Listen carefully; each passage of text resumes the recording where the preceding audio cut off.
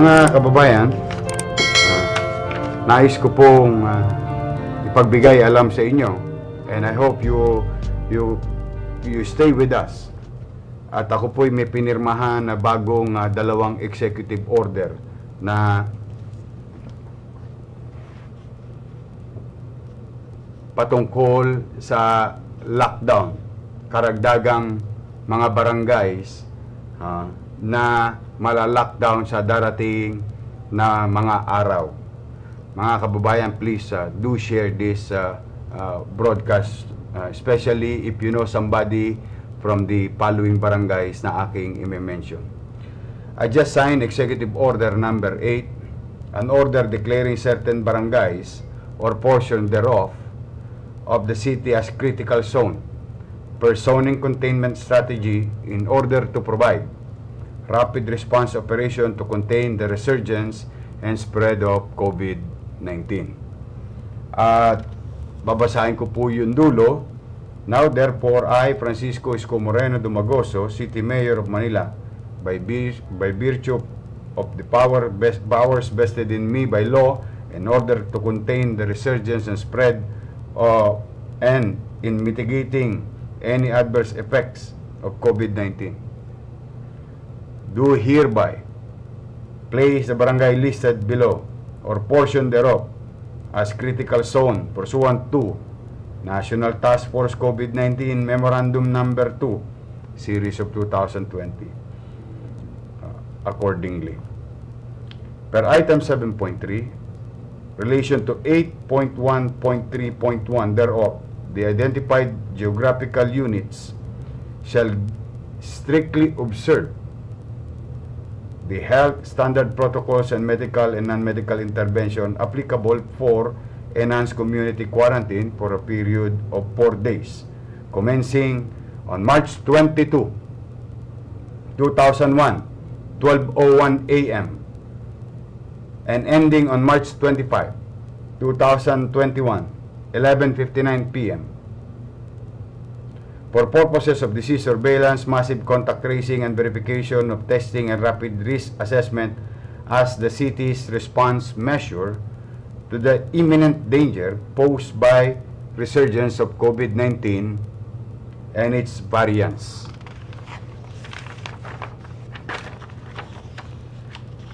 The metes and bounds of the barangays or portion thereof referred to in the immediate preceding paragraph, which are declared as part of CRC and shall observe ECQ protocols are the following: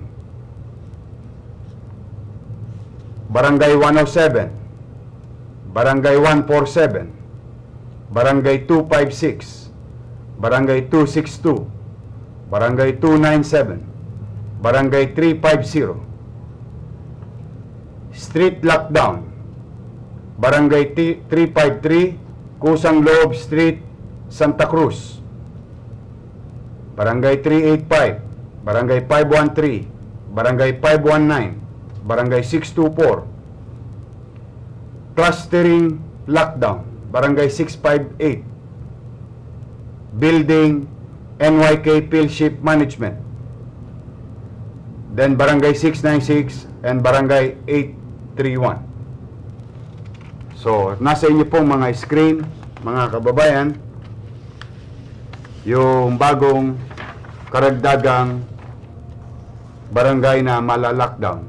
As you can see, mga kababayan, no, meron tayong tinatawag na street lockdown o clustering lockdown o base sa polisiya ng DILG manual, no, in addressing infectious disease in our community.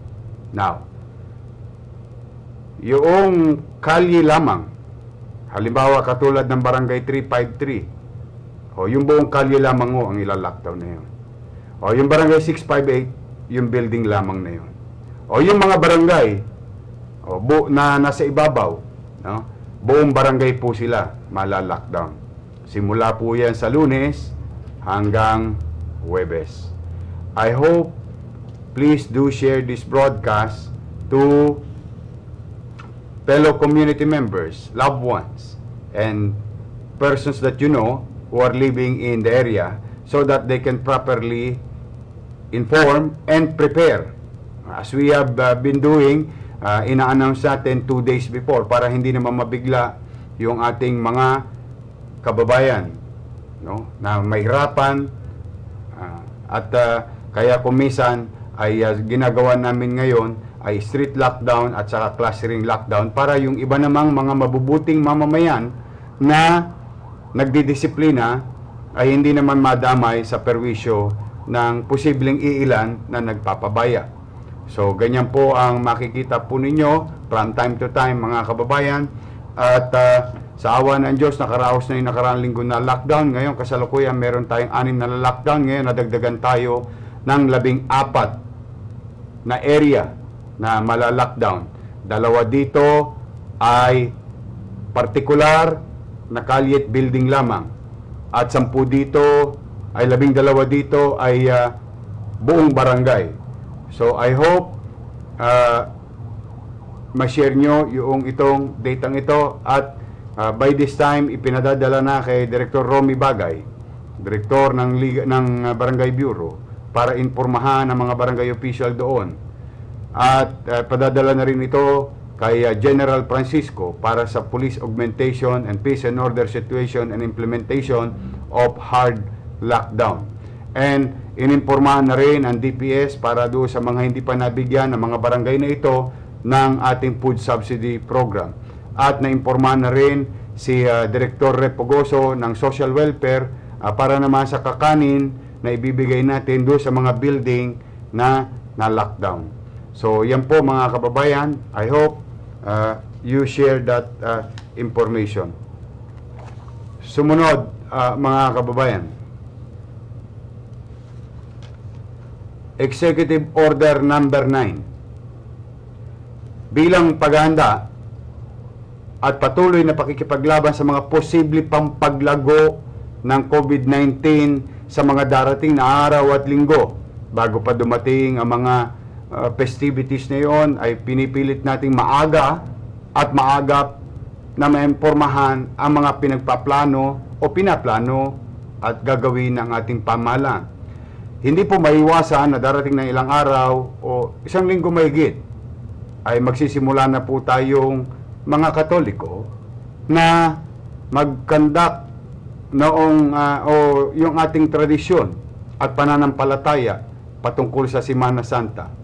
And I hope sa ating mga kaparian, sa pamunuan ng kaparian, you will receive this executive order. I just signed it a few minutes ago, and we will furnish the copy of this to your respective churches and the head office of the church in Manila. Now, let me read. An order prohibiting pabasa, sinakulo, processions, and other similar activities done outside churches and places of worship in relation to the Holy Week celebration. So, inaabatan ko na po at pinaaga ko na sa inyo ang impormasyon para kayo'y makapaganda. Whereas the Holy Week or Semana Santa will be celebrated by members of the Catholic faith from March 28 to April 4, 2021. Whereas as part of the celebration of the Holy Week, Catholic faithfuls traditionally engage in religious activities such as, but not limited to, pabasa, sinakulo o procession, and other similar activities which normally attracts crowd or result to mass gatherings. Whereas over the last few weeks there has been alarming spike in COVID-19 infection, not only in the city of Manila but also in Metro Manila and its neighboring provinces. Whereas the activities in relation to or during the Holy Week celebration, if not regulated, can be surely an easy medium of COVID-19 spread and transmission, thereby endangering public health and well-being and safety. Whereas Section 16 of the Local Government Code 1991 empowered the city mayor to carry out such measure as necessary to protect and promote health and well-being and for its constituents, and to take measures that are intended for general welfare. Now therefore, I, Francisco Moreno Dumagoso, City Mayor of Manila, by virtue of the power vested in me by law, do hereby order Section 1, prohibited activities done outside churches as part of the Holy Week or Semana Santa celebration. The following activities are hereby prohibited when done outside churches or places of worship: pabasa, sinakulo, procession, and other similar activities. Section 2, religious activities inside churches or places of worship. All religious rites and activities inside churches or places of worship must strictly adhere to the prevailing interagency task force omnibus guidelines on the implementation of community quarantine, which allows religious gathering for worship services up to 50% of the seating capacity in the areas under General Community Quarantine or GCQ. Section 3, the Manila Public Information Office is hereby ordered to cause the immediate dissemination of this executive order to the churches and religious leaders for the information and guidance and compliance. Section 4, the Manila Barangay Bureau. The Manila Barangay Bureau MBB shall take necessary action to effect the widest dissemination of this executive order to the concerned barangay officials for their implementation. Section 5, Effectivity Clause. This order shall take effect immediately. All orders, rules, regulation, and issuance as part thereof, which are inconsistent with the order, are hereby repealed, amended, or modified accordingly. Done in the City of Manila, 19th day of March in the year of our Lord 2021. Signed, yours truly. So mga kababayan, ipinagpapauna ko na para sa paghahanda po ninyo ay kailangan po muna natin wag gawin ang mga bagay na nakasanayan natin, tradisyon at pamamaraan pagsasampalataya sa labas ng simbahan. Ngunit tuloy pa rin natin, tayo'y magiging time team na ipagdiriwang, gugunitain ang Semana Santa, ngunit ito'y kailangan magkaroon tayo ng takdang disiplina. So, konting pagbabago lang, mga kababayan. Ito naman ay para sa ikabubuti ng lahat at magkaroon tayo ng kapanatagan sa buhay. Alam ko po, mahirap yan bilang isang Katoliko para sa ating lahat. Ayon sa ating pananampalataya at paniniwala. Ngunit ako'y buong kababaang loob na nakikisuyo at nakikiusap sa liderato ng simbahan at mga organisasyong pang-espiritual ng kanya-kanyang komunidad. Tayo po ay sumunod sa alituntuning ipatutupad natin sa darating na mga linggo pa. Ngunit ngayon pa lamang ay inaabiso na namin upang kayo'y makapaghanda, makapaggaya na magagawa pa rin natin ang mga bagay-bagay patungkol sa Semana Santa o sa loob ng simbahan. Ako'y umaasa sa liderato ng simbahan na patuloy na mag-iingat katulad ng nagawa nyo na sa maraming linggo, araw at buwan. I believe in you. I believe in the church leadership. I believe in our priest that we will help each other and cooperate. So sa inyo naman mga kababayan, gusto ko pong malaman ninyo na patuloy pa rin ang paglago ng COVID-19. Ayaw ko pong mag-lockdown. Deep inside me, with all honesty, mabigat na mabigat sa kamay ko ang pagla-lockdown. Pag pinipirmahan ko na po yung mga bagay na yan. Ngunit, it is quite unfair to other communities na sila ay nagdidisiplina, nag-iingat, at ang ilan naman nagpapabaya. Kaya, maasiman ng sukay, kailangan kong inumin. Kailangan natin gawin upang maproteksyonan pa ang higit na nakararami. At I hope walang lalabag sa mga alituntuning ito sapagkat alam nyo naman po, sa Maynila, pag tayo nag-lockdown, mahigpit po itong pinatutupad ng inyong pamahalaang lungsod at binibigyan na direktiba kay General Francisco 10 ng ating mga kapulisyan na ito'y patupad ng tama at pantay-pantay. So muli, ako po'y nananawagan sa inyo, mga kababayan, please do share this information. At dito lamang po kayo humingi ng impormasyon sa aming mga Facebook page na opisyal. At please help us disseminate this information to others. So muli mga kababayan, kaya lamang po mga importante munang tungkol sa ating capital report, and we will try to update you on other matters, but this is most important one for now in the coming days ng ating pakikipaglaban together, no, against the COVID-19 infection. So muli mga kababayan ko, nakikisuyo ako sa inyo. Ingatan ninyo ang inyong sarili. Pagmalasakitan ninyo ang inyong sarili. Ayaw ko pong ihinto ang trabaho ninyo. Ayaw ko dahil alam ko umaasa sa inyo ang inyong mga anak, ang inyong mga pamilya. Ngunit pag kayo naman ay nagpabaya, mababaliwala lahat ang pagsisikap ninyo. Dahil alam naman natin na kapag may infeksyon tayo ng COVID-19, may posibleng kapahamakan na magdulot pa ng kamatayan. Kaya gusto ko nakapaghahanap buhay kayo. Gusto ko nakapagtatrabaho kayo. Pero gusto ko rin nagkukusang disiplina kayo. Please do wear mask. Magsuto kayo ng mask. Hindi sa baba, hindi sa leeg, hindi sa ilong. Buong bibig at ilong po ang inyong tatakpan. Kung kayo'y may pagkakataon makakabili ng face shield, bumili rin kayo. Please wash your hands. At kung kaya nyo makabili ng alcohol, bumili rin po kayo.